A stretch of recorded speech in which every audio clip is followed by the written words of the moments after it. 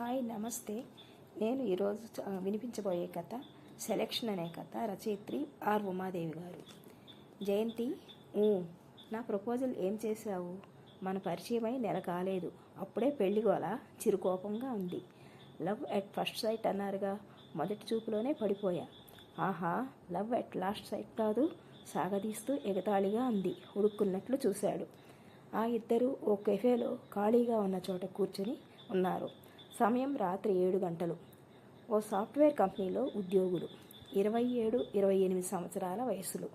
జయంతి సన్నగా స్లిమ్గా ఉంటుంది. ముక్కు మీద జారుతున్న గాగుల్స్ని చూపుడు వేలుతో సర్దుకుంటూ తేజకేసి ఓ లుక్ వేసింది. ఎత్తుగా, లావుగా, హ్యాండ్సమ్గా ఉన్నాడు. రేబాన్ స్పెట్స్, టీషర్ట్ మీద జీన్స్ ప్యాంట్ టక్ చేశాడు. మిలిటరీ క్రాఫ్ స్టైల్ కదా. ఖరీదైన డార్కర్ బ్లాక్ ఇంపోర్టెడ్ బూట్లు, చిరుబొజ్జ. బీర్ బాటిల్స్ ప్రభావమై ఉంటుందనేది జయంతికి గట్టి నమ్మకం. ఓసారి అడిగితే ఎప్పుడైనా సరదాగా కంపెనీ కోసం అంటూ నాంచాడు. పెళ్లి చేసుకోమని గోల. ఏమిటి ఆలోచిస్తున్నావు? చప్పున చేతి గడియారం కేసు చూసి, బాప్రే, మనం వచ్చి అప్పుడే ½ గంట అయింది. జిమ్కి వెళ్ళాలి, అక్కడ నా ఫ్రెండ్స్ ఎదురు చూస్తుంటారు అన్నది గబుక్కున కుర్చీలోంచి లేచి. బేరర్ మీదికి ఓ 500 నోటు విసిరి తను లేచి, నీ డెసిషన్ చెప్పలేదు అన్నాడు.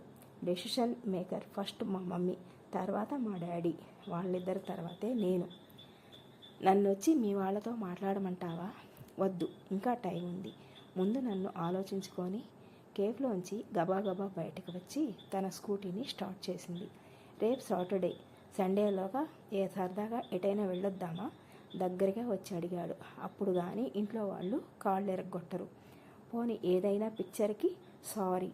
తేజమోహం ఎరబడడం చూసి కొద్దిగా జాలిపడి, ఇప్పుడు కాదు మరెప్పుడైనా సరేనా అంది చిరునవ్వుతో. Sure, definitely.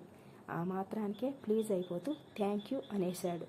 బై చెప్పేసి బయలుదేరింది.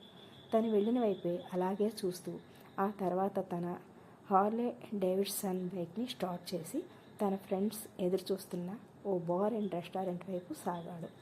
ఏంజల్స్ ముందాగింది జయంతి స్కూటీ. గబగబా లోపలికి నడిచింది. ఆ తేడాగాడి వల్ల ఈరోజు జిమ్కి రావడం అరగంట ఆలస్యమైందనుకుంటూ. అప్పటికే జయంతి ఫ్రెండ్స్ లావణ్య, గ్రేసీ, డాలీ, రోజాలు ఎక్సర్సైజులు చేస్తున్నారు. హాయ్ అంటూ ఆయాసపడుతూనే పలకరించారు. ఏసీ ఏంజల్స్లో చెమట పట్టేదాకా వ్యాయామం చేయకపోతే జిమ్ కోచ్ హసీనా ఒప్పుకోదు. ఓ అరగంట తర్వాత, ఇక నా వల్ల కాదే, ఈ రోజుకు పోదాం, ఆకలవుతోంది అంది ఊక బస్తాలా ఉన్న లావణ్య.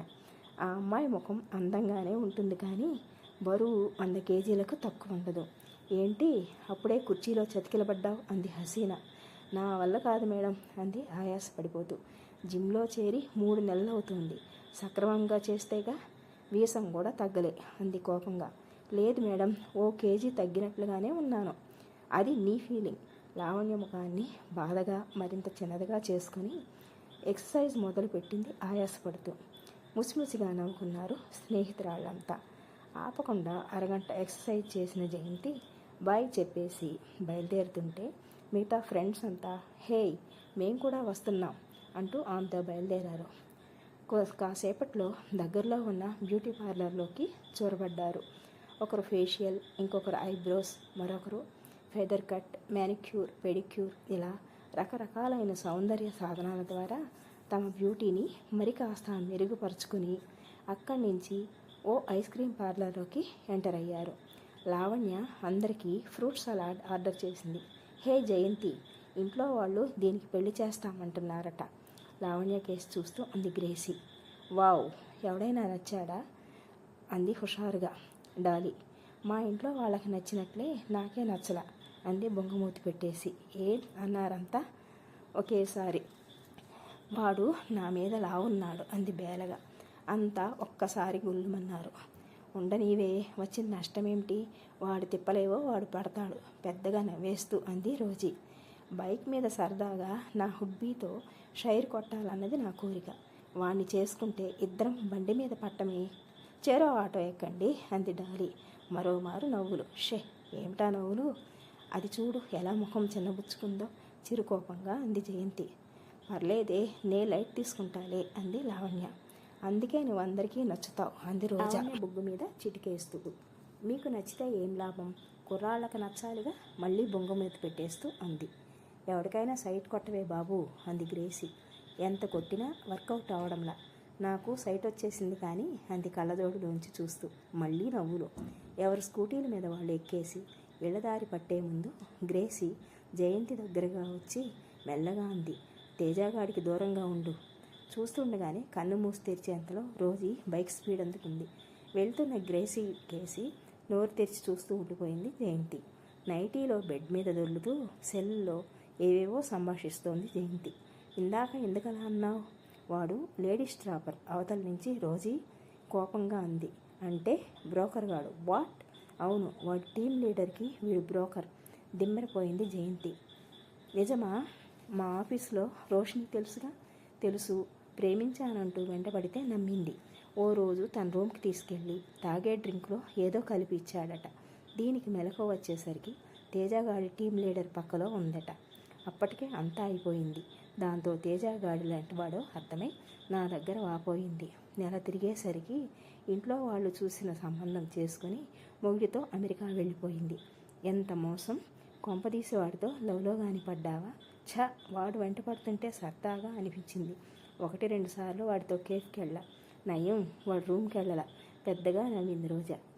అంటూ ఫోన్ కట్టేసింది జయంతి.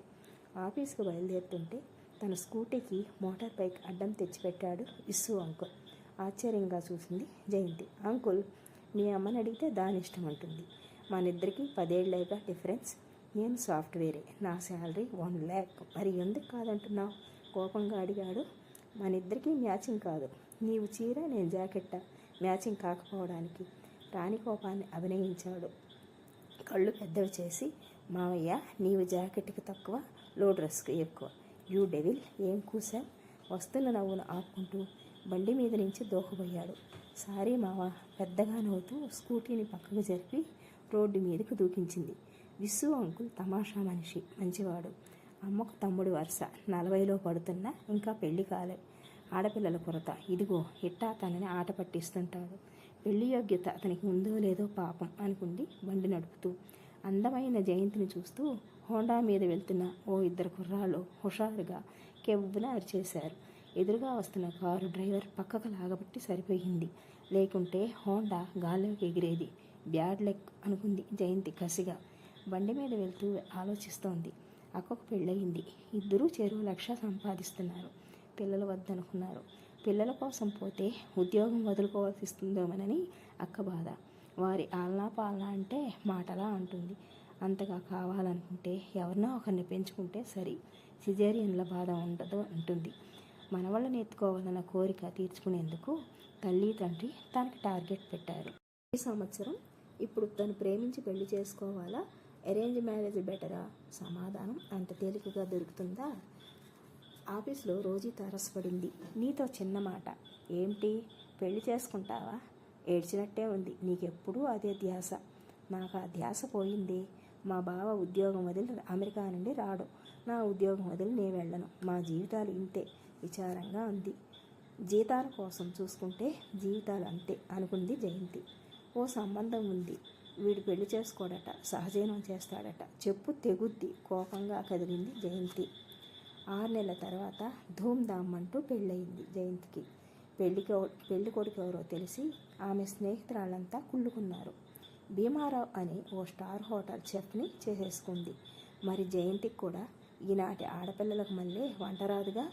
ఆమె తల్లిదండ్రులు ఇద్దరూ తెలివిగా ఈ సంబంధం చేసేశారు. 3 హార్సు 6 స్వీట్స్గా ఉంది జయంతి దాంపత్యం. ఈ కథ కనుక మీకు నచ్చినట్లయితే నా ఛానల్కి లైక్, షేర్ అండ్ సబ్స్క్రైబ్ చేసుకోండి.